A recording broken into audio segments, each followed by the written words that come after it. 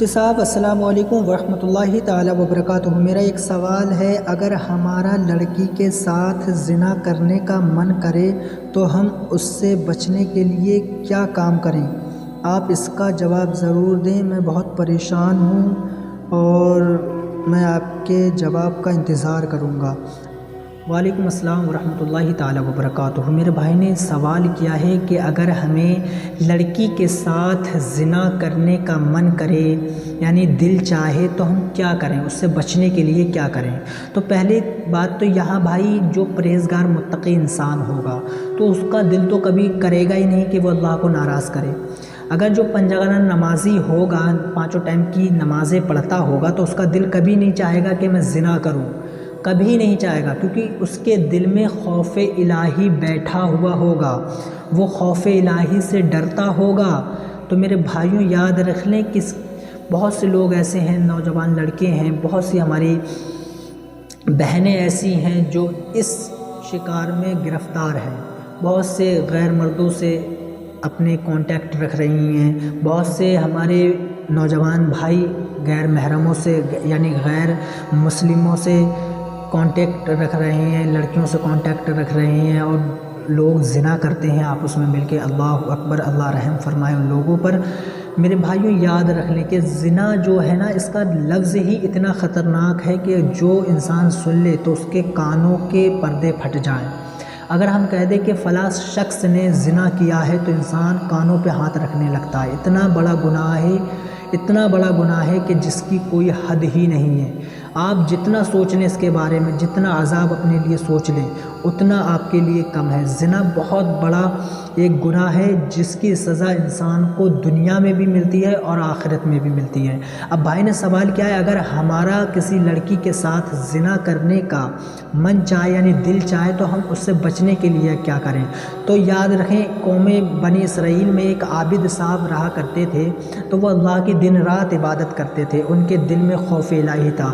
ان کی جو جھوپڑی وغیرہ تھی ایک، اس میں وہ بیٹھ کر اللہ کی عبادت کرتے تھے، تسبیح وغیرہ پڑھتے تھے، قرآن پاک پڑھا کرتے تھے۔ تو جب ان کی عبادت گاہ میں جب ایک خواتین یعنی ایک عورت آئی اور اس نے عابد صاحب کے سامنے سارے کپڑے اتار دیے اور کہنے لگی تم میرے ساتھ زنا کرو۔ اس نے زنا کرنے پہ مجبور کر لیا، اتنا مجبور کر دیا کہ عابد صاحب اس سے آگے کچھ نہیں کہہ سکتے۔ تو پھر انہوں نے کہا کہ تھوڑی دیر رکو، میں آپ کی خواہش پوری کروں گا۔ تو وہ خواتین یعنی وہ عورت رکتی ہے، اور جو پاس میں عابد صاحب کے چراغ جل رہا تھا، انہوں نے اپنی پہلی انگلی چراغ کی روشنی پہ رکھی، جو آگ جل رہی تھی اس پہ رکھ دی۔ پہلی انگلی جلتی ہے، پھر دوسری جلاتے ہیں، پھر تیسری، پھر چوتھی، اسی طریقے سے اپنے ہاتھوں کی انگلیاں جلاتے ہیں وہ، اور وہ عورت دیکھ کے ڈر کے بھاگ گئی۔ اس کے بعد میں کچھ لوگوں نے، بنی اسرائیل کے لوگوں نے، وہاں کے لوگوں نے دیکھا کہ یہ عابد صاحب کی گھر میں سے نکل رہی خواتین، یہ عورت آخر ماجرا کیا ہے؟ تو وہ عابد صاحب کو پھر بلایا گیا، اور وہاں عابد صاحب کو کہا گیا کہ ہم تمہیں بہت بڑا عابد سمجھتے تھے، بہت بڑا پرہیزگار متقی سمجھتے تھے، تو تم نے یہ کام کیا ہے۔ تبھی ان عابد صاحب کو مار دیا، ان کا قتل کر دیا، انہیں دفن کر دیا۔ پھر کچھ دنوں کے بعد ان کی قبر سے خوشبو آتی ہے، سبحان اللہ، ان کی قبر سے خوشبو آتی ہے۔ لوگوں نے علماؤں سے پوچھا کہ خوشبو آنے کا راز کیا ہے؟ علماؤں نے بتایا یہ خوشبو اس کی قبر سے آتی ہے جس سے اللہ راضی ہوتا ہے، سبحان اللہ، یعنی جس سے اللہ راضی ہوتا ہے اس کی قبر سے خوشبو آتی ہے۔ کتنی بڑی اللہ نے اپنے بندوں کو یہ نعمت دی ہے۔ تو میرے عزیزوں، اس لائق بنو، اپنے حسن اخلاق کو اچھا کرو۔ تو عابد صاحب جو دن رات اللہ کی عبادت کرتے تھے، ان کو مارنے کے بعد دفن کیا گیا، تو ان کی قبر سے جب خوشبو آنے لگی، لوگوں نے علماؤں سے پوچھا کہ حضرت ان کی قبر سے خوشبو آتی ہے، خوشبو آنے کا راز کیا ہے؟ تو علماؤں نے بتایا کہ خوشبو اس کی قبر سے آیا کرتی ہے جس سے اللہ راضی ہوتا ہے، سبحان اللہ۔ پھر اس عورت کو بلایا گیا، اس عورت سے پوچھا گیا، اے عورت تو یہ بتا، ان عابد صاحب نے تیرے ساتھ منہ کالا کیا تھا؟ تو وہ عورت کہنے لگی نہیں، میرے ساتھ انہوں نے منہ کالا نہیں کیا تھا، میں ان کی پاس خود گئی تھی زنا کرنے کے لیے، مجبور میں نے انہیں کیا، خود انہیں زنا کرنے پہ میں نے راضی کیا، پر انہوں نے میرے ساتھ زنا نہیں کیا، انہوں نے میرے ساتھ کوئی منہ کالا نہیں کیا، انہوں نے بلکہ اپنے پاس میں جل رہے چراغ پر انگلیاں رکھ دی، ساری انگلیاں جلا لی۔ جب قبر کو کھود کر دیکھا گیا تو باقی ہی میں ان کی انگلیاں جلی ہوئی تھیں۔ سارے لوگوں نے توبہ کی اور انہوں نے اللہ سے سچی پکی توبہ کی، اللہ پاک ہمیں تو معاف کر دے۔ تو یہ ہوتا ہے، دیکھیں عشق رسول کیا ہوتا ہے، اور اللہ سے جو محبت کر لینا تو وہ دنیا میں بھی کامیاب ہو جاتا ہے، قبر میں بھی کامیاب ہو جاتا ہے۔ میرے عزیزوں، تمہارا دل کیسا ہے جو نامحرم سے آپ کا زنا کرنے کا دل کر رہا ہے؟ کتنا آپ کون سی دنیا میں جی رہے ہیں؟ میرے عزیزوں، اپنے دلوں میں خوف الہی پیدا کرو، اللہ کی بارگاہ میں سر کو جھکا کر کے سجدے میں لیٹ کر کے دعا کرا کریں۔ میرے عزیزوں، اللہ سے جب آپ دعا کریں گے نا، اللہ سے معافی طلب کریں گے نا، تو انشاءاللہ اللہ آپ کو ضرور معاف فرمائے گا۔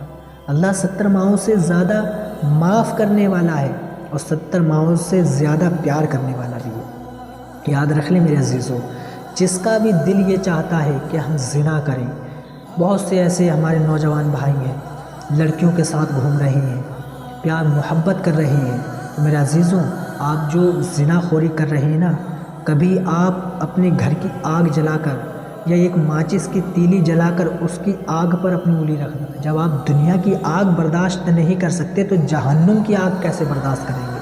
میرے عزیزوں، اپنے آپ کو، اپنے حسن اخلاق کو اچھا کر لو، تاکہ دنیا سے جب آپ جائیں نا تو آپ کو کوئی گالی دے کر نہ کہے، کچھ بھی آپ کو ایسا لفظ نہ بولے جو آپ کے لوگ سن کے کہیں کہ یہ انسان ہمارے انسان کو کوس رہا ہے، یہ انسان ہمارے انسان کو برا کہہ رہا ہے۔ ایسا بنے کہ دنیا سے جب آپ جائیں تو یہ انسان کہنے پر مجبور ہو جائے کہ یہ کوئی دنیا دار کا جنازہ نہیں بلکہ مصطفیٰ جان رحمت کے وفادار کا جنازہ جا رہا ہے، یہ اللہ کی حمد و ثنا کرنے والے کا جنازہ جا رہا ہے۔ آپ دنیا سے آپ ہٹ کر کے اللہ کی طرف تو آؤ، اللہ سے لو تو لگاؤ، اللہ سے سچی پکی توبہ تو کرو۔ ایک آنسو سے اللہ پاک آپ کو معاف کر دے گا، ایک آنسو سے اللہ کی بارگاہ میں ایک آنسو تو بہا کر تو دیکھو۔ ایک آنسو، آپ ایک آنسو اللہ کی رضا کے لیے نہیں بہا سکتے؟ آپ کی محبت، اگر آپ کا عشق، آپ کا پیار آپ کو چھوڑ کر چلے جائے تو آپ دن رات روتے ہیں، آپ کی محبت آپ کو چھوڑ کر چلی جاتی ہے، دن رات روتے ہیں، بات اگر فون پہ نہیں ہوتی ہے دن رات روتے ہیں۔ اور اس رب نے جس نے ہمیں پیدا کیا ہے، اس رب کو دیکھیں، اس رب کو دیکھیں۔ ہم اتنا گناہ کرتے ہیں، ہم نمازیں نہیں پڑھتے، ہم روزے نہیں رکھتے، ہم وہ کام کرتے ہیں جو اللہ اس کے رسول کو ناراض کرتا ہے، پھر بھی اللہ پاک ہم پہ کوئی بھی عذاب نہیں ڈال رہا ہے، کسی عذاب میں ہمیں گرفت نہیں کر رہا ہے۔ کیوں؟ وہ جانتا ہے کہ میرا بندہ مجھ سے توبہ کرے۔ اللہ نے آپ کو مہلت دی ہے کہ میرا بندہ مجھ سے توبہ کرے، جب بھی مجھ سے توبہ کرے گا، اللہ فرماتا ہے جب بھی میرا بندہ مجھ سے توبہ کرتا ہے میں اپنے بندے کو معاف کر دیا کرتا ہوں۔ بس سچی توبہ ہونا چاہیے۔ اگر ہم نے توبہ کی کہ ہم زنا کبھی نہیں کریں گے تو اس کی طرف ہمیں کبھی نہیں جانا چاہیے۔ یہ نہیں کہ ہم نے کہا اللہ تو ہماری شراب چھڑا دے، میں شراب کبھی زندگی میں نہیں پیوں گا۔ آپ نے شراب چھوڑی، آپ نے شراب چھوڑ دی، دور ہو گئے، پھر کچھ مہینے بعد آپ شراب پینے لگے، تو ایسی توبہ بھی آپ کی قبول نہیں ہوگی۔ سچی اور پکی توبہ ہونا چاہیے۔ امید کرتا ہوں آپ لوگ سمجھ گئے ہوں گے بڑھیا طریقے سے، بہتر طریقے سے۔ اللہ پاک ہمارے علم و عمل میں برکتیں عطا فرمائے، شریعت مطہرہ کا پابند بنائے اور علم دین سیکھنے کی توفیق عطا فرمائے۔ اگر آپ ہمارے یوٹیوب چینل مفتی رضوان جیلانی آفیشیل پر پہلی مرتبہ تشریف لائے ہیں تو اس چینل سے وابستہ ہو جائیں۔ ویڈیو اچھی لگی ہو تو ویڈیو کو لائک کر دیں، باقی اس کو زیادہ سے زیادہ اپنے دوست احباب میں صدقہ جاریہ سمجھ کے شیئر کر دیں۔ ملیں گے اگلی نیکسٹ ویڈیو میں، جب تک کے لیے خدا حافظ۔ السلام علیکم ورحمۃ اللہ تعالیٰ وبرکاتہ۔